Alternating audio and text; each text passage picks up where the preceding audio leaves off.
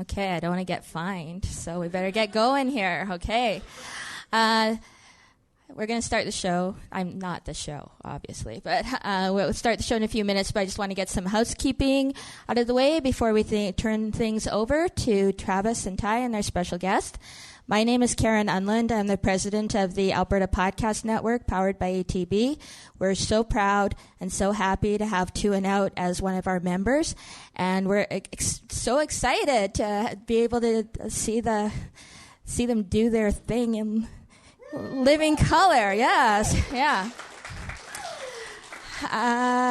Thank you as well for helping us raise some money for CFL Fans Fight Cancer.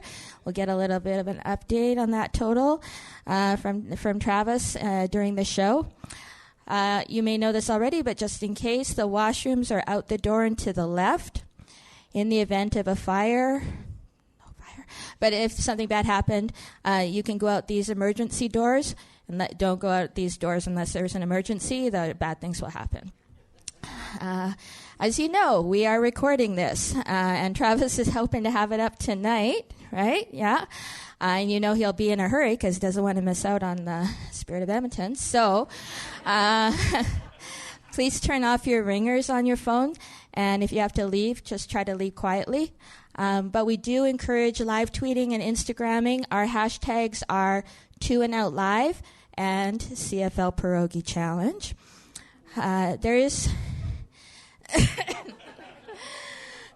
There is Wi-Fi in here. The password is not pronounceable. I wrote it on a piece of paper that's on the refreshment stand there, so if you want to use the Wi-Fi. ATB, our friends out there at the Branch for Arts and Culture, also have Wi-Fi, which you can access just by giving them your email address. They won't abuse it. They're nice people. Speaking of ATB, many thanks to them for making this event possible. Thanks to CKUA for letting us use this lovely space. Thanks to Chris Chenyan Phillips from the Let's Find Out podcast for being our sound guy. And thank you for coming. You're just like such an impressive rainbow of amazingness in front of me here. The itinerary for today, Travis and Ty are going to talk football with their esteemed guests from Mouchoir and Horsemen Radio for the first 40-ish minutes. And then we're going to bring Zack Evans up, have the audience mic open so you can ask him a few questions while we get set up for the CFL Pierogi Challenge. And we will find out once and for all who can eat 18 pierogies faster, Zack or Travis. We're aiming to have you out here around 4:30 so you can take in the rest of the Grey Cup Festival. So, without further ado, please welcome Travis Currah, Brazilian Ty, the Two and Out podcast. Two and Out, CFL podcast.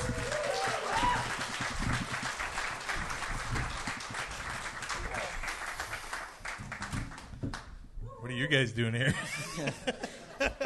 I'll ask the same question Ryan did. How is this a thing? Do we have every fan in the house here? I don't see Tie Cats. Do we have a Tie Cats fan?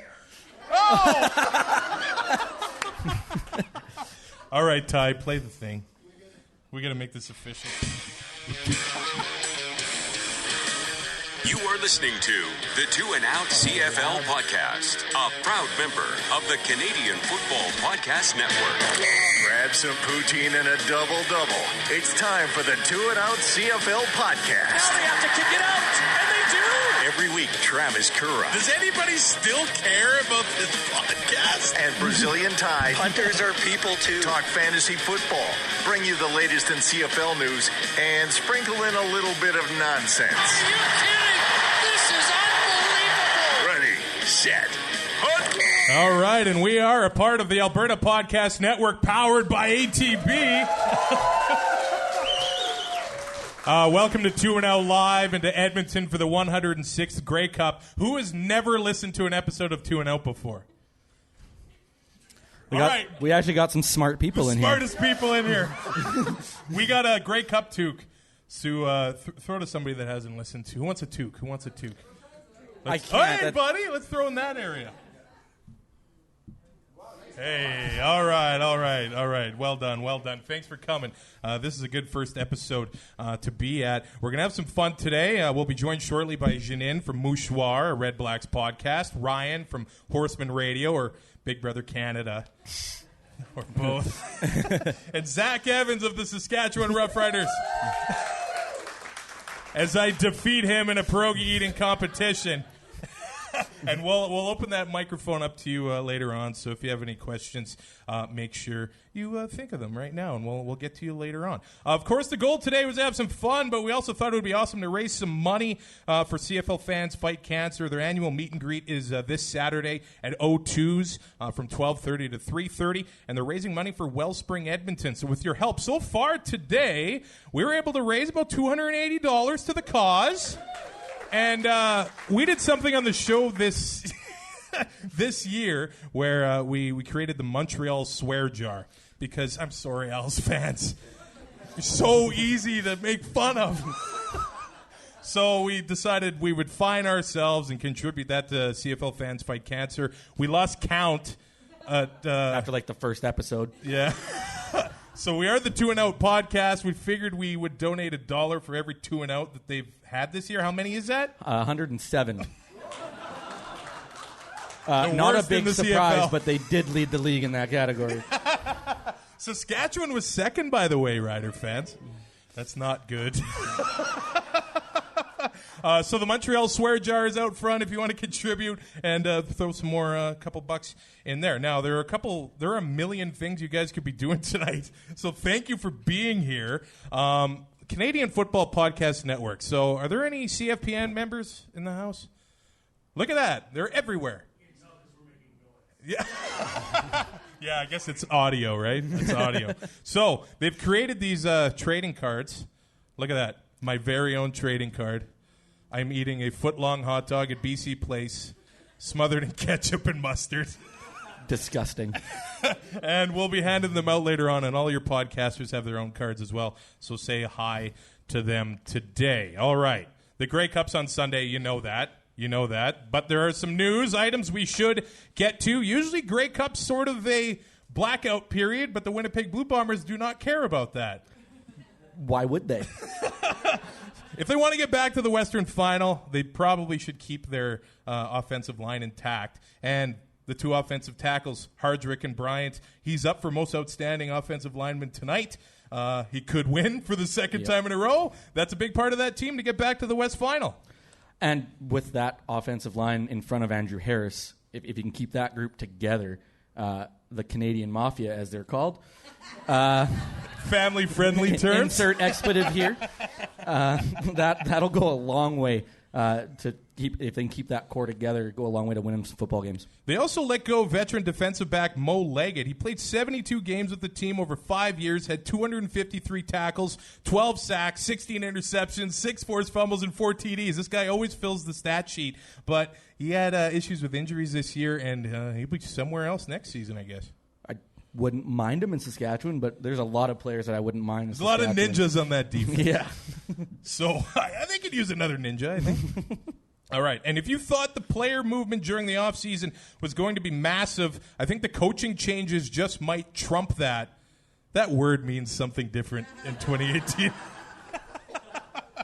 TSN's Farhan Lalji is saying that Orlando Steinauer will have interest from Toronto and BC. Sorry, Hamilton, buddy. We're trying to record a show. Do you mind? There are more Argo fans here than Hamilton fans. Yeah, well, yeah, the entire Argo fan base showed up for this. That's nice. And it looks like Corey Chamberlain could come back north of the border for a coaching job. Rider fans, do you like Corey Chamberlain? He won a Grey Cup. I guess that counts for something. And I'm pretty sure that this podcast would end in a brawl if we talk politics.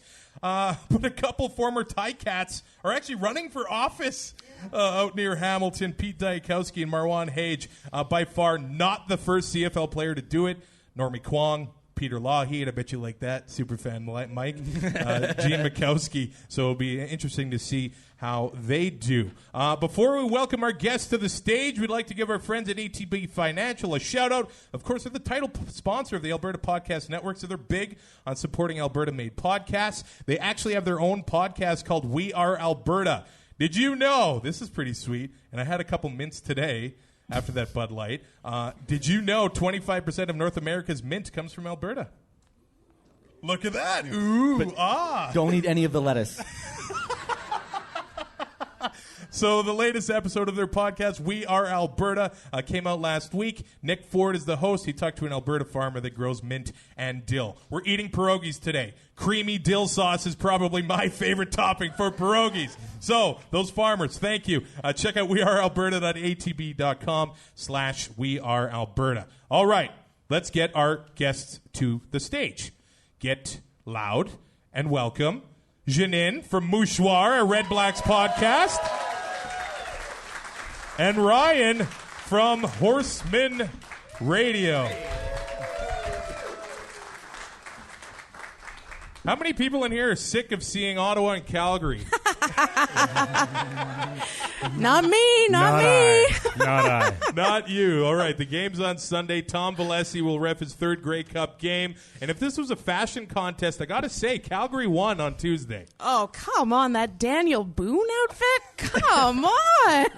I don't know much about fashion, but that was awesome. If you're not up on current things and you're not aware of Red Dead Redemption, the Stamps walked in Red Dead Redemption, which they're just missing the black in the middle there. Red, Black, Dead Redemption. Because that's what this week's going to be. Oh. The Stamps are trying to avoid being the first CFL team to lose 3 straight Grey Cups since the Montreal Alouettes. Come on, Montreal. In the mid-50s. That's another fine. $108 from 2 and out to Montreal. All right. So we got Ryan, I want to go to you. Eric Rogers is an absolute playoff beast. He's played 3 games, 14 catches, 229 yards, 5 touchdowns. How does Ottawa shut him down, or can they? No. They honestly, I mean, I don't expect to see Rogers to see the ball a lot in the middle of the field, but get inside the 20-yard line, it's just going to go high into the back of the end zone. He's going to jump up higher than anybody else can and bring down the football for a touchdown. You can't stop Eric Rogers in the red zone, in the playoffs especially, and this year's been no different. I think the Winnipeg fans will remember what Eric Rogers did to them just a week ago, including that late touchdown grab to seal the victory in the West Final. He's an incredible football player, and the only question is whether or not he's going to be healthy enough to play. All right, and Jeannine, off to you. The Ottawa Redblacks, they've been back in the league for 5 years. It's their third Grey Cup appearance. Let's put things in perspective. The Riders have been around for 110 years. If Ottawa wins on Sunday, they've won half the amount. Yeah, they have. Yeah, they have. So is this as close as to a Jim Plott, Mark Trestman, Montreal dynasty have we seen in the CFL? It's pretty good. It's a heck of a in the East. What are you even talking about? In the East. Oh, in the East, maybe. Okay, in the East, maybe. Poor Ryan. Go, Don't Ryan. hurt Ryan's feelings this soon. Touchy, those Stampeder fans, eh? Yeah, and they called us the thin-skinned. It is definitely shaping up to be a heck of a dynasty in the East, and I don't mind. I don't know about you guys in Plaid over in the back corner. How do you feel about our little dynasty that we got going here? It's a lot of fun to watch. Football in Ottawa was gone for a long time. It feels good to have a team back, but to have a team that has been put together the way this team has, that has embraced the city, that is winning, it From really the benefit feels of good. the entire league giving up their best players. So sad. So sad. All right, if we try to juggle our memories of the beginning of the season, everybody everybody kind of wrote off Ottawa, at least for a home playoff Beginning game. of this season, beginning of last season, beginning of every season. Beginning it's the of same the thing. 2015 season especially. So they were quiet in free agency. They lost Zach Evans, Jerron Kreiner. So I think Redblacks fans were a little bit worried. So Campbell and Desjardins must be considered, I think, one of the best tandems in the CFL right now. Brian, I know, but they must be well respected in our nation now. Absolutely, and you're right. I think I wouldn't say that I wrote them off, but I'd say that there were some big names. We miss you, Zack. We really do. That we lost in the off season, and we were pretty sad to see. I would say when we got really excited was when Coach Thorpe, when it was announced that Coach Thorpe was coming to Ottawa. Defense is where we might have struggled a little bit more last season, and so Desjardins, Campbell with his defensive background, now Thorpe there. It really is shaping up to be a very impressive football city with some very great football minds. So Calgary outscored Ottawa 51-17 during their 2 games way back during the summer. Why should Sunday be any different? It's not the same team. It's not the same team. When you look at the lineup, you look at the depth charts. I don't know what's going on over here that he's doing behind me that's making Andrew laugh, but it's just not the same team. They've grown. They've tried different things. They have a different lineup. So even on paper, it's not the same team. But I'll say what I said on our podcast earlier this week. Psychologically, these guys have really grown a lot over the 18 games in the regular season. Well, I guess you're welcome. We'll see how psychologically much you guys have grown after 2 defeats back to back. It's okay. You can't argue the results. They lost the last 2 Grey Cups. Hank hit a fake walk-off. And then the fake walk-off. 100-yard plays in Grey Cup history. Does it just really bother you guys that much that a 40-year-old beat Bo? Is that what it is? No. Henry Burris owns a special place in a lot of people's hearts across the league because he's played everywhere. If you hate Henry Burris, that's your fault. Except over there. Like, really, I mean, you can... Yeah, sure. I guess Hamilton's got a problem. But, like, really, if you hate Hank, that's on you. I can't hate on Hank for winning a Grey Cup and walking off into the sunset. It's unfortunate my team was on the other end of that, but I'm not going to begrudge Hank a walk-off Grey Cup. That's fine. All right. Bo will get his on Sunday. And then walk off? He's going to the NFL. So, Ryan, I haven't talked to you since Big Brother Canada. Yeah, I don't good think I times. have. But I think I heard you say one thing. Wait. He was on Big Brother? Just for a couple days. Just for 48 agonizing days. I think I heard you say one thing very interesting. You hope to go into the house and be like this despicable villain, and you wanted to be hated and you wanted to lie, but you couldn't do it. Why? It's funny. I have no trouble. I mean, anybody who's listened to my show understands that I have no trouble hacking on Rider fans or Eskimo fans or any fan that we're playing that week. Redblacks fans. But, I mean, at the end of when you're living with these people for 48 days and you're with them 24/7, I mean, I have friends in my life that I've had for a decade that I'm not sure I've spent as much time as I have with these people.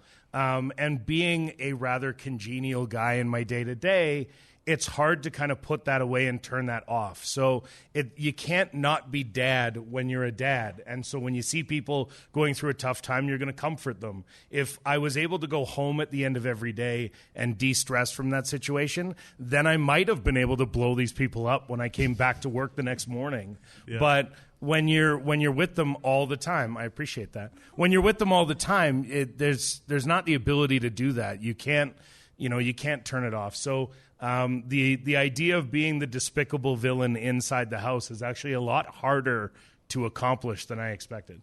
So speaking of villains, it kind of seems like the Stamps are comfortable with playing the villain right now, especially Dave Dickinson, and it seems like everybody's sick of them. I mean, their bus for practice didn't show up yesterday. That's true. That's true. Not even the league brought them to practice. Are they cool with being the villains in Canada now? I mean, you hate us because you ain't us. That's all it is. I mean, really, any one of you in here that's not a Stamps fan would kill to see your team in 3 Grey Cups in a row, right? Yeah, everybody's nodding their head. Of course you would. You want to see your team in 3 Grey Cups in a row, and we'll catch you at 5. Don't worry, 2 more years we'll be there. But you desperately want that, right? So So you want that to happen. I'm sorry, sir. You'll have a mic. I have a microphone, and you don't. So you will listen to every damn word I have to say. But no, I think honestly, a lot of people want to see the Stamps fail because you want the underdog to win. You want the comeback story. You want the new kids to come up and be able to do something. And you start every season with the hope that your team will be able to climb over the mountain that is the Stampeders in the West. Well, too bad. Ain't happening. That was Dave Dickinson's exact quote the other day at the coach's press conference, or after the West Final. He said, you want to see a team people want to see a team other than Calgary in the Grey Cup. Yep. No, ain't happening. That's, then come out and beat them. Come out and actually beat them in a playoff game. I know a lot of people crow about regular season success when they beat the Stampeders. This year. But a lot of people come out and crow about regular season success this year, but really they lost 2 games before they clinched a playoff spot, and then they lost 3 when they clinched a playoff spot and went to vanilla offense and defense. And sometimes you need a little chocolate syrup on the vanilla to get a win, and that's what they did in BC when they lit them up 25-0 in the first half to clinch the West. I mean, when Calgary's on their game, there's no better team in the league, top to bottom. And speaking of Calgary playing the villain, the Redblacks aren't that much of a nicer group of guys with Kyrie Seabear and Jonathan Rose right now. I don't know about you guys, but I'm not a big Kyrie Seabear guy. They're going to keep finding me yeah, because you're doing it wrong. It just doesn't make any sense. Has any of this come up in Ottawa? People for sure hating that aspect? For sure. I mean, you see it on Twitter, on social media. You see fans talking about it. We had a chance to talk to Coach Thorpe on Tuesday before he got on the plane, and I kind of asked him this exact question, how do you teach that line? How do you teach players? Football is about getting after somebody. It's about, bringing that hit, and there's a line. You've got to respect the line, but you've also got to get right up at it. And he was really honest. He said, we teach clean tackles, but in real time, in game time, you're talking about emotion, you're talking about passion, you're talking about stuff on the line. Things happen, and you might not get those form tackles in game time. And every team has had controversial hitters on it at some point in time. It's definitely not just an Ottawa thing. So I think it's just, sometimes we forget that there's raw human emotion on that field that is pretty hard to control. And I think we all want to see it controlled. But maybe as fans, we have to appreciate that I'm not sure any of us would be that much better in some of these situations. Really, honestly, I'm not sure we would. Yeah, I think if Noel Thorpe is having classes about dirty hits, he needs to call the truant officer because Kyrie's not showing up. That guy's been dirty his entire career, and I'm happy to say more things off mic about Kyrie than I'll say on mic. Do we have an elk in the room? He's the dirtiest player in a long time. He's ended players' careers. And he shows absolutely zero remorse for it. For my money, I'm done with that guy. I don't want him in the league. I understand that football is a dangerous sport, a high-impact sport, but he hits dirty intentionally, and anybody that does that shouldn't be on the field. If player safety mattered, Kyrie Seabear would be gone from this league. Okay. And now we'll bring back some joy. I don't know what to say to that. Speaking of pierogies, just gonna let that breathe. So we obviously can't do this without talking about Jonathan Rose. It was announced this week or earlier this week that he was suspended. CFLPA came out, filed an appeal. He's going to be eligible unless the decision comes down in the next 24 hours, which it's not going to. So he's going to play. There's been people on Twitter, especially Redblacks fans, trying to defend what happened. Where do you guys lie with the situation? Well, I mean, I don't disagree at all with the position that the league took. I actually really liked their statement. I found that they struck a really powerful balance, actually, between the whole, we don't want to take a guy out of what's going to be the biggest game of his career, but we also we have a social responsibility to not let people think that this is okay. And so I like the balance that they took with their statement. I agree 100% with the suspension. I'm not defending what Jonathan Rose did. There is, frankly, no defense for it. But there is also a process for players who are suspended to go through and to appeal, and that's due process. And I have no problem with him going through that process either. So he's going to play on Sunday because that's how the process works. Everybody gets a fair hearing, and they're not going to judge this one in the court of Twitter. So that's the way it works, and I know his teammates are really happy to have him there. Yeah, I just think it's unfortunate that the process takes so long. And I think it's something that will be addressed in the CBA negotiations coming up. I agree with that. Because I don't think, saying that we don't want to take a guy out of what could be the biggest game of his life, don't put your hands on the ref. It's pretty simple. You want to play in the Grey Cup? Don't push the ref. You want to play in the league? Don't push the ref. Referees being untouchable is something that's not new. It's not something that's okay until you get to the pros. It's not something that you're taught is all right at any level of sport ever. If there's an official, it's sacrosanct. You can't attack an official, and that's what he did. Whether he was knowledgeable about it or whether he was just in a mad rage and was pushing past anybody to get to the guy he got to, nevertheless, he put his hands on an official. Now, should he be suspended? Yes. Should the appeal process happen? Yes. Should it happen faster? Yes, and that's what we'll see in the next CBA. All right, Ryan, I don't need to tell you how amazing that the Stamps have been, and considering that they've made it here, even though their injuries could build an all-star team on its own. It's possible that Bo Mitchell is the only player on Sunday that actually gained a yard in last year's Grey Cup for the Stamps. That's remarkable. Yeah, I think it's a credit to the organization. Top to bottom, they find good players. They have good systems. And it's not, in Calgary, it's not about necessarily even going out and finding the best possible athlete and hoping that guy can fit into your system. It's about finding the best possible fit for your system. And you don't have to pay guys, lights out money to get that. You have to find the right guy for your system. And Calgary does that very effectively. I don't think you can think back during the Hufnagel era to the big day one overpaid free agent that anybody regrets, because that's just not how they do it in Calgary. And I think that's the reason why they've been so successful. This is the 6th Grey Cup they've gotten to since 2008, and it's because Hufnagel instills in his team, we're going to find the guys that play in our system because our system works. So I'm sure every Calgary fan, player, coach, hears other fans telling them that, hey, you're going to choke for the 3rd year in a row. 2 years ago, it was a magical performance from old Henry. Last year, it was 6 inches of snow. What's different in 2018? Who knows?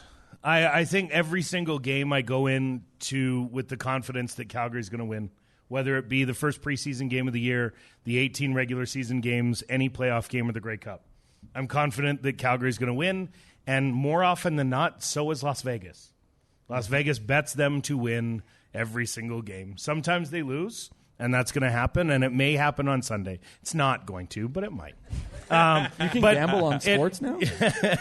Every once in a while, if you find the right person. Oh, yeah. But yeah, I think at the end of the day, you're looking at a team that, it's not like the other guys don't get paid.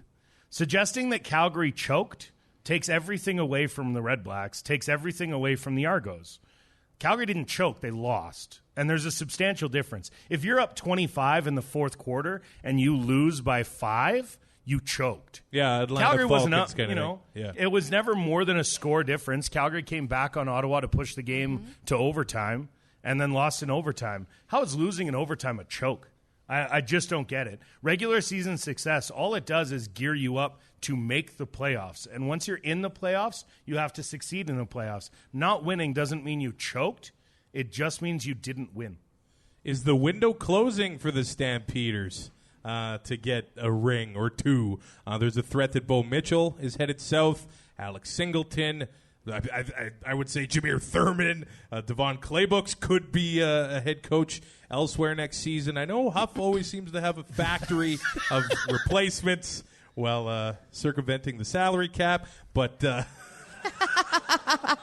Are you sitting here as a Saskatchewan fan? I was just going to say that. The only team, like every Grey Cup victory you've had in this era has been because you've been over the cap. Every single Grey Cup you've won is because you've spent more than the cap. Everyone. Hey, the Eskimo fans know about that, right? Yeah, Eskimo fans know all about buying Grey Cups, but let's not talk about them. Okay, but are you worried that you could lose those 3 guys? You could lose your D coordinator? Sure, of course. When I look at the free agent list and it starts with Bo Levi Mitchell and Alex Singleton, I curl into a ball and cry and don't even get to number 3 on that list. But you'll still be confident at the next game. Of course I will. Because here's the other thing. I know a lot of fans will give me grief. Oh, Ryan predicts his team to go 18-0 every year. Why don't you? Like, if you're a fan of your team, why wouldn't you predict them to go 18-0? Do you want to predict, you know what, this team I love and I live and die for, and I expect them to lose 6 times this year? Why?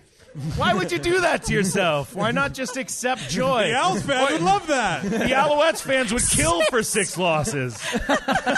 But only 6. Yeah, only 6. But like I don't understand it. So yes, I'll be confident in my team next year because I'm confident in Huffnagel and his system.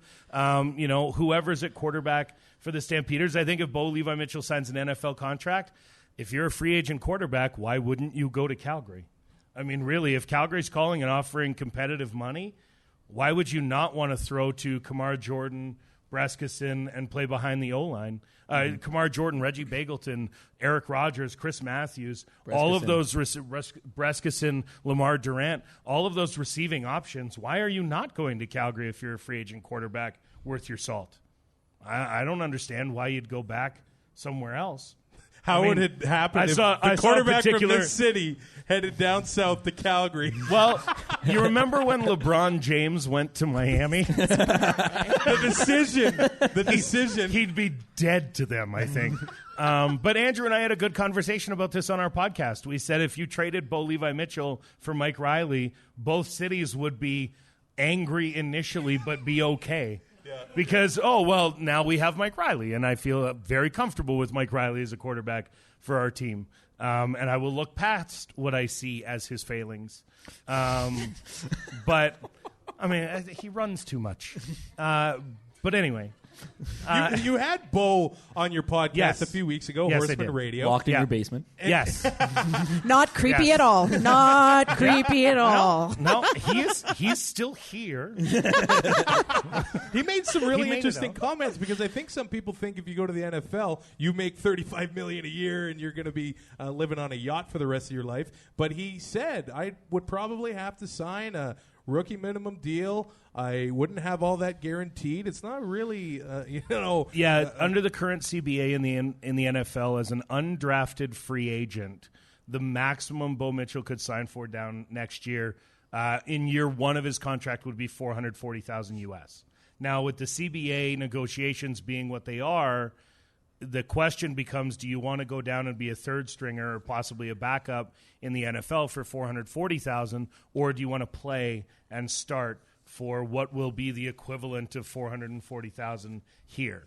I don't think there's any question that the dollars are going to go up in the CBA, and some of that is going to be filtered down to the bottom guys making rookie minimum. I think you see they're going to get a boost because of the threat of the AAF coming from the States and the contracts that they're offering. But I still think you're going to see a quarter of that money divvied up amongst the top paid guys in the league, and Bo Mitchell certainly deserves to be the highest paid quarterback in the league. So with Bo Levi Mitchell we'll talk about Trevor Harris and give Jeannine a chance. Because mainly I get tired of listening about Stampeder crap all the time. I didn't run away. He set a CFL record, 6 touchdowns last week. Been all season people crying that he should be pulled out of games and not starting. You know, he's streaky. We've talked about it. We've talked about it too. A little bit of Jekyll and Hyde syndrome. Yeah. He is a free agent after this season. Yep. His performance on Sunday means a bit more than just getting a ring, doesn't it? Oh, yeah. I mean, well, certainly he's got a bit of a chip on his shoulder because, and very unfairly, including, Michaela and I have talked a little bit about the streakiness, but very unfairly, he's been called not a big game quarterback, can't win a playoff game, and his sample size before Sunday was 1. Like, how unreasonable is it? Think about, comparing anything that you guys do for a living and you're told you have one bad day and that's it. You're done. It wasn't fair. I was late on my first day. Well, there you go. You suck, Ty. You suck. I'm not going to debate you on this. And you were late the first day. This is your fault. So this is Mom, I guess, that we heard about. So Trevor Harris was getting a bad rap. So I think on Sunday, and I'll actually go back a few games in the regular season before Sunday. And this, I was listening to Brad Sinopoli on another podcast on the Waggle talking about what these guys had to do under pressure. And how the 2 games against Hamilton, they were really feeling the pressure and how they all stepped up. Nobody showed how much he's fueled by pressure like Trevor Harris did last Sunday in the Eastern Final. He just really, sure, he's probably feeling it. He only got a 1-year contract because he knows he has to prove himself. He lives in the shadow of Hank Burris. He lives in that shadow. Ottawa fans love Hank. It's really hard to find love in your heart for someone else other than Hank, or so it seems.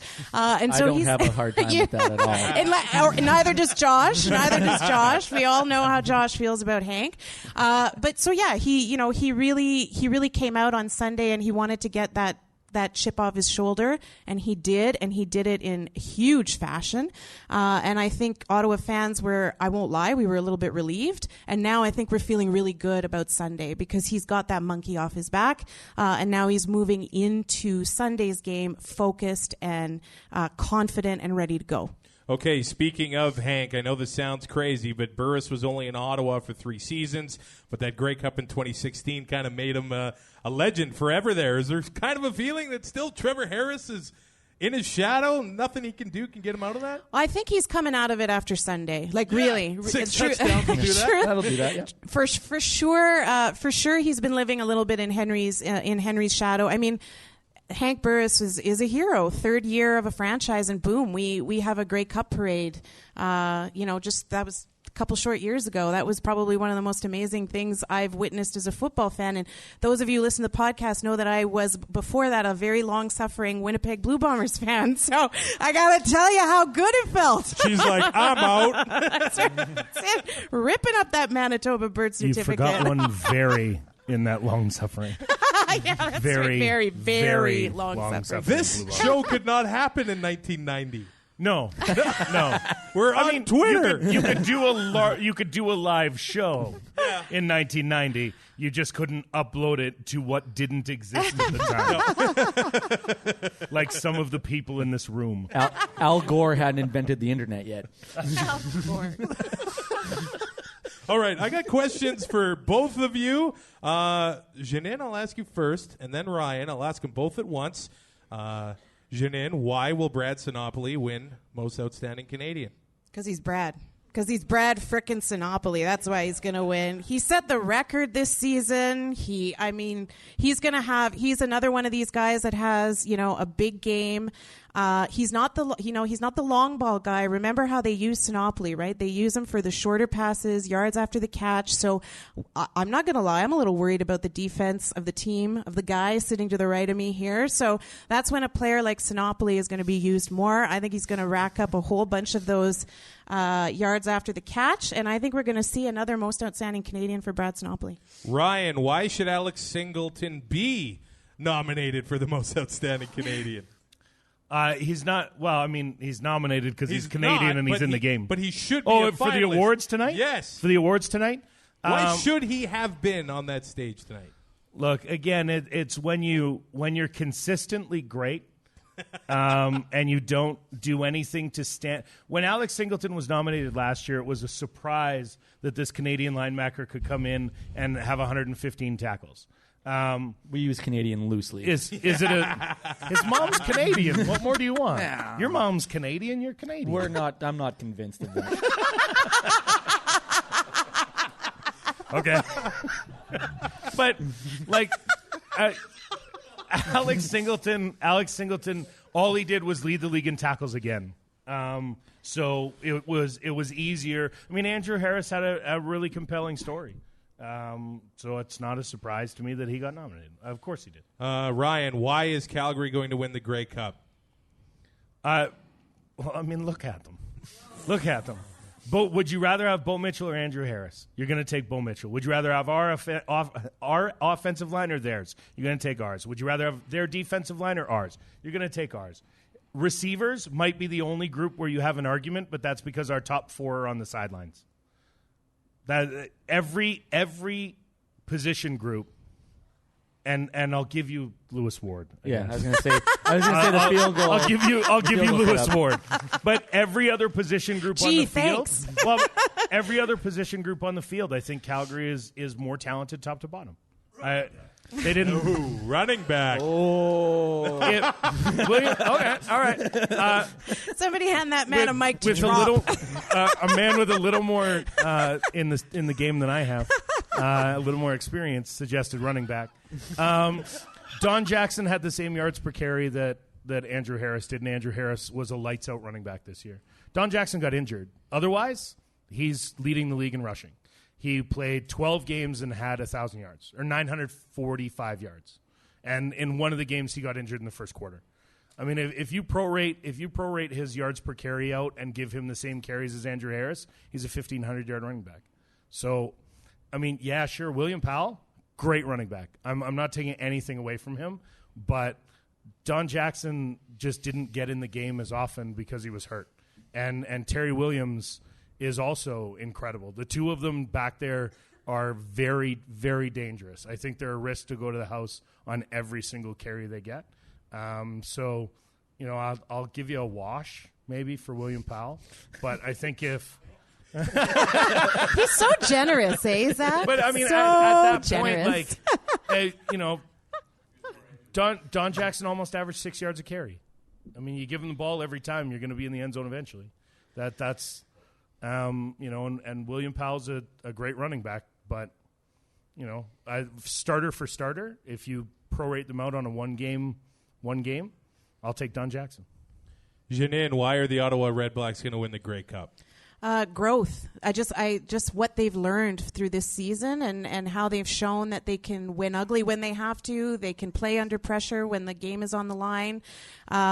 The defense as a unit is the most solid that I've seen it in the 5 years that we've been back in the league. And that offense, we're a healthy offense right now. We have made it through this season. You know, knock on. There's no damn wood up here. Knock on wood.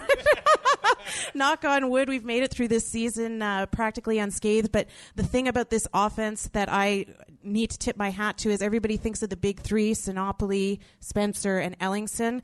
But everybody is contributing. R.J. Harris, Julian Fioli-Gudino, Brendan Galanders. It doesn't matter who they are on offense. When the big three aren't there or aren't open or are under deep coverage, we've got so much diversity and explosive talent on offense that I think we're gonna make a big splash on Sunday. If there's one thing I can agree with you, Jeannine, it's that it doesn't matter who they are. Calgary's DBs are going to shut them down. Okay, we'll see. We'll just have to see. And then probably the most important question of the day. We'll go to Jeannine first. Who's going to win the CFL Pierogi Challenge? Is it going to be Travis or our friend Zack? Why did you go to me first? I don't know. I wouldn't vote for me. It's not that I don't respect how hard you've been going at this on Twitter, but this guy, from what I hear, has done this before and won. So I gotta admit, I'm going with Travis. Sorry. Ryan? Look, I'm looking at the shirt on his chest, and I'm looking at all the jerseys in the crowd, and the motivation. I might have to. Those two big rings would probably leave a dent in my forehead.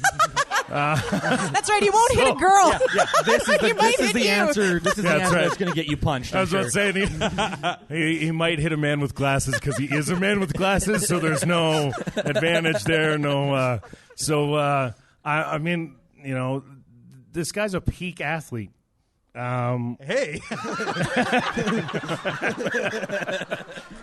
And Travis has peak beard, which is something I cherish. But I mean, to put a rooting interest in it, as we do on our podcast, when somebody says something, if there's only one other option to take, you got to take it. I'm going with my man Zack. All right. Jeannine from Mouchoir, Redblacks Podcast. Ryan from Horsemen Radio. Thank you so much for coming out to 2 and Out Live. Thanks, buddy. We're going to get to that pierogi challenge right away. Brazilian Thai, I left a surprise for you under your table there. Good. Regular fans of the show know there was an episode earlier this season called Butter and Salt. Is this true, Ty's mom? This is the very first show we've ever done in the same room, so I needed proof that he actually does this.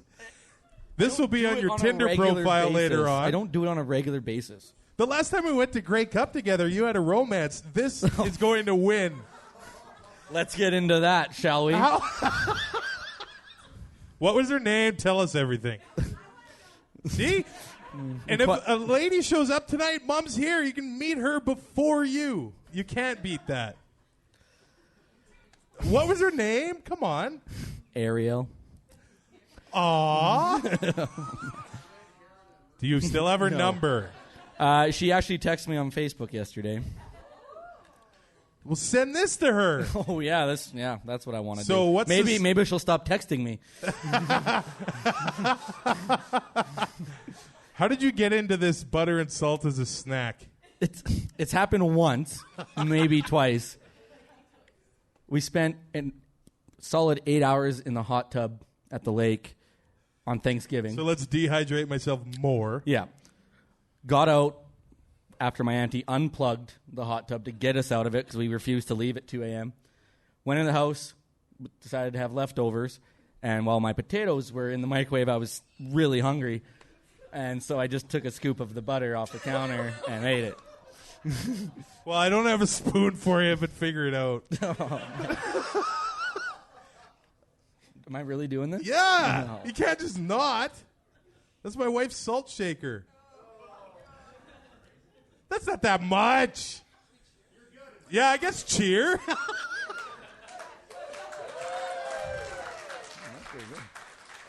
Man. All right. How was it? It was delicious. We might have to try that. I need a spoon. That's your boy. Yeah. That is your boy. It's really coating the stomach after last night's activities.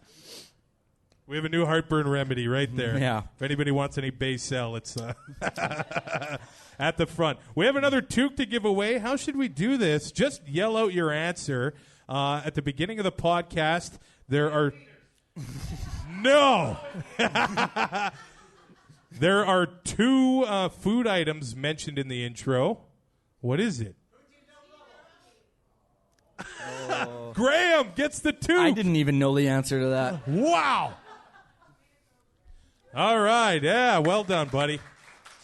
Before we welcome Zach Evans to the stage for the CFL Pierogi Challenge, I need to give another shout-out to the Alberta Podcast Network, powered by ATB. A big thank you goes to Chris, the host of the Let's Find Out podcast.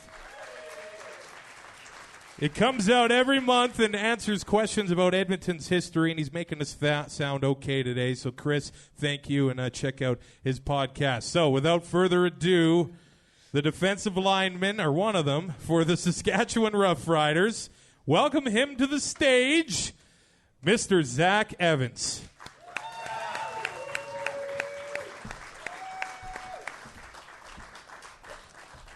Forks? Oh, God. We have to put him on this side of the stage to even out the weight distribution. All right. The whole thing is just going to flip I want to over. ask you some questions about football, but it seems like you're in game mode. I'm really I'm only nervous. here so I don't get fined. Oh, man. You know why I'm here. I know why you're here. These pierogies are glistening. Are you hungry? They don't have enough butter on them. We got some right there for you. Yeah. All right, Zach. You grew up in Regina. How damn awesome is it to play for the Saskatchewan Roughriders? Like, it's cool, I guess. No, it's awesome. Of course it's awesome. I got my friends, my family there. I've won a Grey Cup there. It's incredible. You seem just like a normal guy that got to grow up and play for the hometown team. That's yeah, the this was thing. just a mistake in the end. They were like, who's this big guy that can play football? Can he try out for the Riders? Yeah, sure, I'll come. Well, and it worked out. You got to hoist the damn Grey Cup at Taylor Field. That's 5 years ago now. But did you have any other special memories before you were a Rough Rider at Taylor Field? The stadium came down, I think, almost exactly a year ago.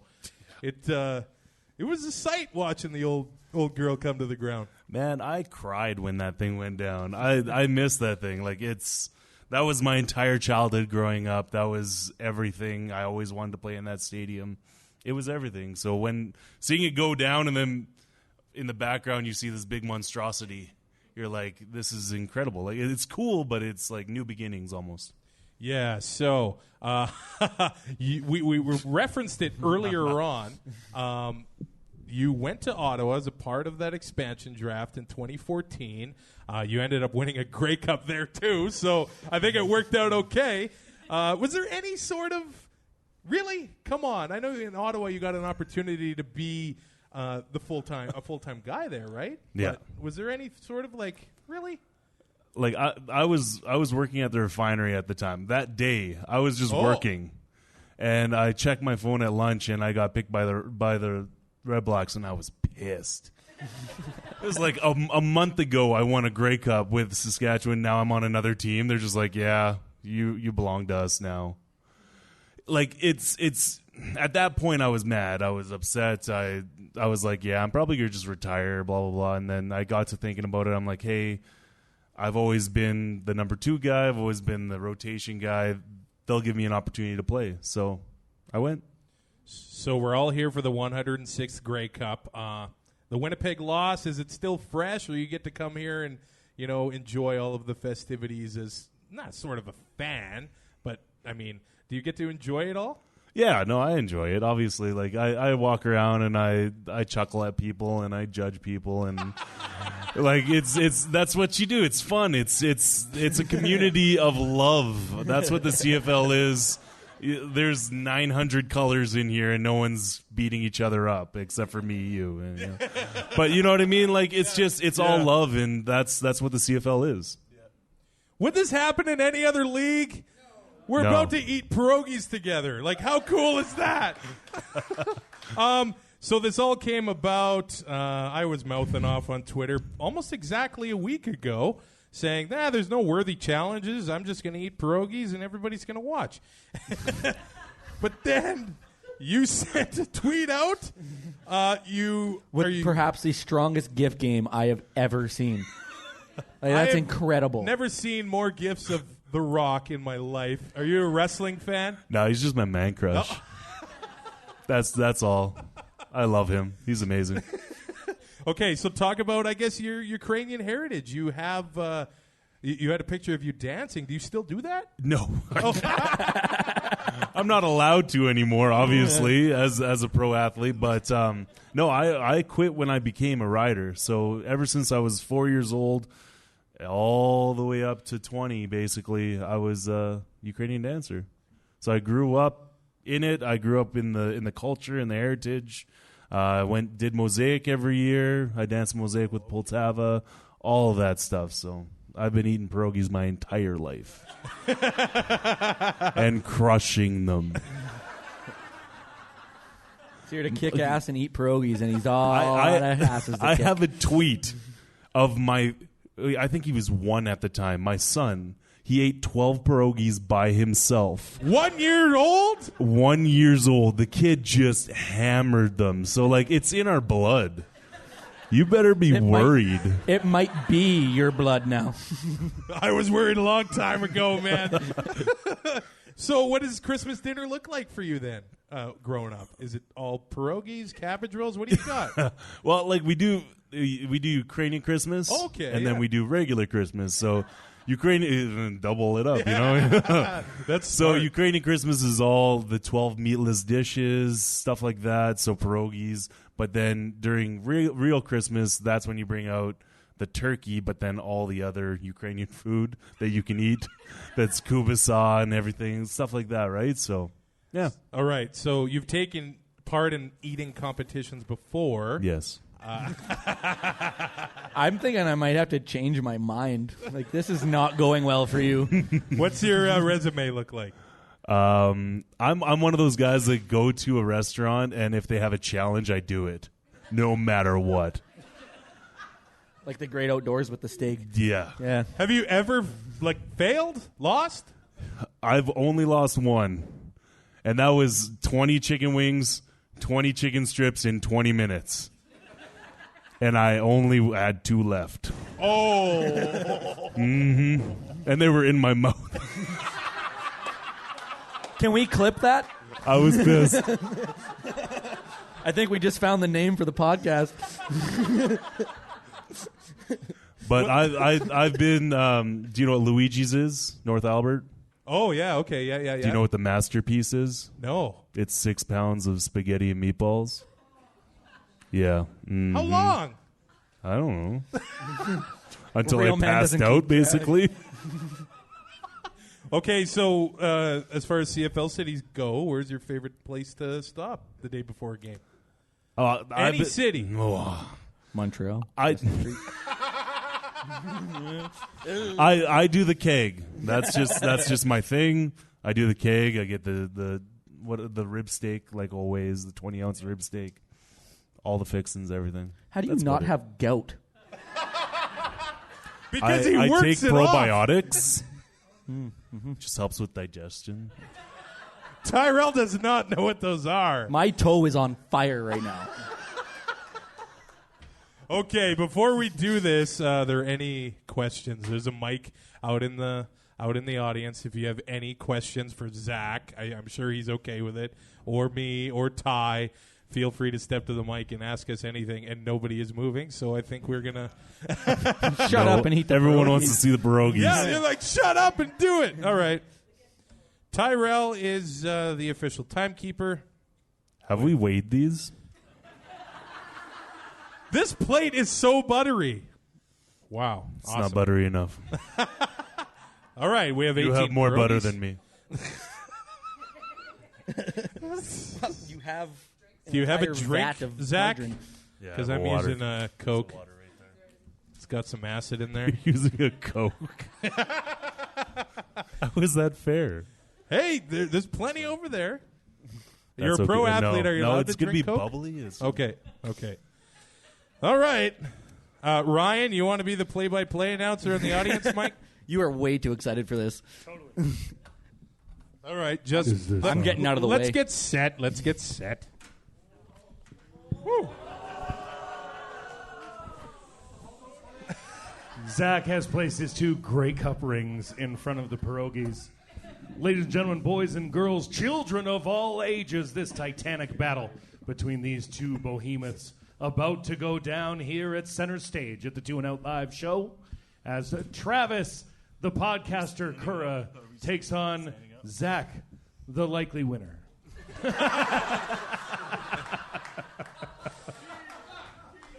The line has been set at 2.5 seconds in favor of Currah. Tossing. I made the line, This so I is know my what's going to Grey happen. Cup. You need to realize this is everything I have dreamed of. Preparing like it's What a were you tequila doing? shot with salt on his wrist. And a little over the shoulder. Gentlemen, All right, Ty, give us the countdown. 10 seconds. Look at that. All right. My finger's been in there already. Zack eyeing the sloppy seconds of Ty's margarine. Count us down from 10, okay? 10? This is it now? Okay. Yes, 10. I was going to go from 3. No. Okay. No. 10, 9, 8, 7, 6, 5, 4, 3, 2, 1, go. Oh, Currah diving into it, firing 3 into his mouth at once.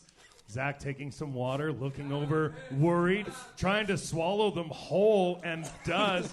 Almost throws it back up. Currah's chewing and swallowing, the 2 men going at it. Who's going to take down this prize? Can Currah say he beat an athlete in something?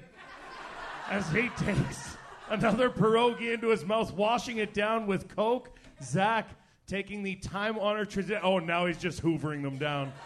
He's opened his throat up. They're just going down without even swallowing.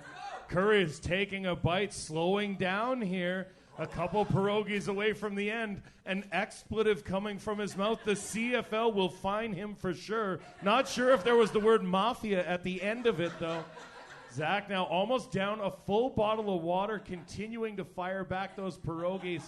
Ties up on stage. How many we got left there? Whose bowl is looking a little emptier? Travis has 5. He had time to tell us. And 8 left. 8 left for Zack. Travis firing him back. Got a 2.5 second lead in Vegas. Is this going to be a situation of whether or not Zack can cover? Because at this moment, it looks like he's trailing behind. The weight of his Grey Cup rings slowing down his hands. As Travis again fires another one back. I think he might be down to his final 3. Looking over at Zack's bowl to see if he's got time to chew or not. Travis has 1 left in the bowl and 1 in his hand. Zack is down to 3. This one's going to come down to the wire as another one goes down without chewing. Oh, and Currah has completed the challenge. And Zack walks away in disgust. I believe he said earlier, I only had 2 left and they were both in my mouth. And that may be how this one went down. An epic win here for the host of the 2 and Out CFL podcast, Mr. Travis Currah. Should we do this again next year? Under my terms. All right. The rematch, Calgary 2019. There it is. Thank you so much for coming out to 2 and Out Live. Thank you so much for coming out.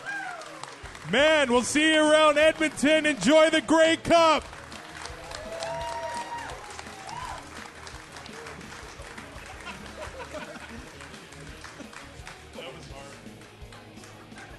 The official time, 1 minute and 49 seconds. Oh, God. Wish I would have placed a bet on this now. It's close. Like, my hangover went from a 5 all the way down to a 3 now. Like, I feel way worse after watching that. Thanks for listening. Find more great shows like this at CF Pod Network on Twitter.